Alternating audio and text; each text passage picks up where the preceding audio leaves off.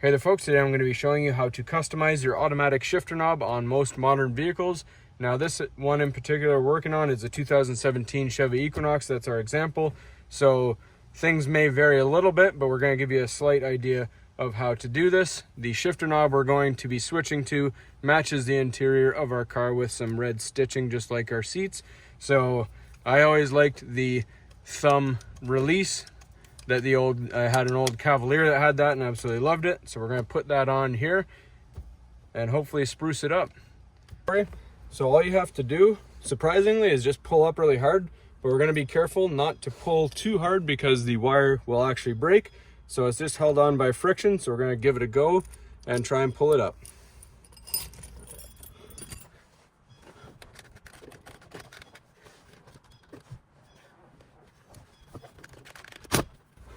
All right, and just like that. So it looks like the wire actually came out. So be very careful. You saw how easy that was to get that out and yank it a little too far. All right, so we got this thumb activated one here. It has some red stitching that matches our seating, so we liked it. We picked it up. So we're gonna put that on and see how it fits and see how it looks. All right, so this particular shift knob comes with a few different collars or adapters, and these will just go over top of your stock according to the size of stock, and then the outer diameter matches the inside of the shifter knob so that it fits. So we're just going to find the right one that fits, put it over top. That one looks good, and it comes with an Allen key here because it has 3 set screws. We just take off the base here, and if we look closely inside there, there's 1, 2, and 3 set screws that will be tightened down with the Allen key. So we're just going to back those off really quickly. Sometimes they aren't put in and you have to put them in yourself. If that's the case, do that before you get the shifter knob into position, just a little bit easier.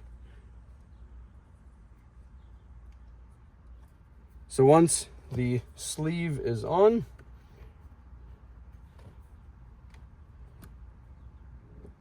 we simply push down, make sure everything's facing in the desired direction.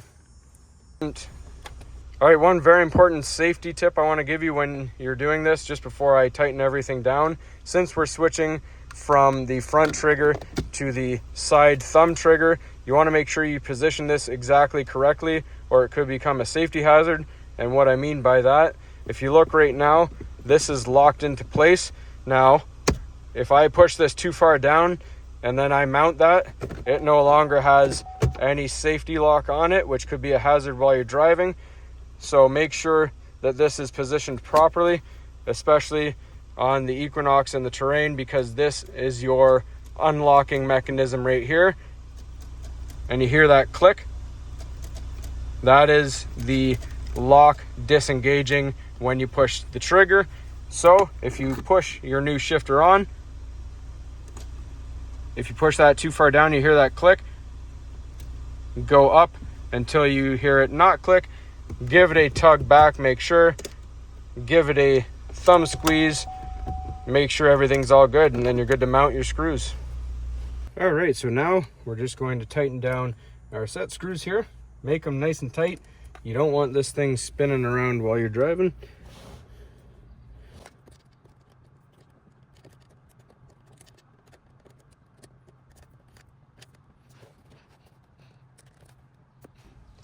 All right, so we got our set screws in, and at the beginning of the video I showed that there is this little piece here. However, that's going to interrupt the maneuverability and it's not going to allow it to shift all the way back into park. So I'm just going to leave that out. It's not as pretty, but that's not a big deal for me.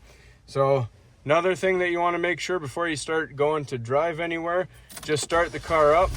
Make sure there's the safety features I told you about before. Just cycle through everything, make sure it's all locked. And when you put it in a park, you want to make sure that you are able to take your key fully out of the ignition. I had a little bit of trouble because I don't think it was pushing far enough up. It was in park, but it wasn't fully in park, so my key wouldn't come out of the ignition. So make sure that because it's an aftermarket one, it's not designed for this vehicle specifically. Make sure that even though it says it's in park, you want to make sure it can actually fully move forward so that your key will move out of the ignition as it should. So that's all there is to it, folks. Hopefully you found this helpful. As always, please don't forget to like and subscribe. Hopefully you like this new shifter, and if not, hopefully it helped you get your new OEM shifter back on. Thanks for watching, everybody.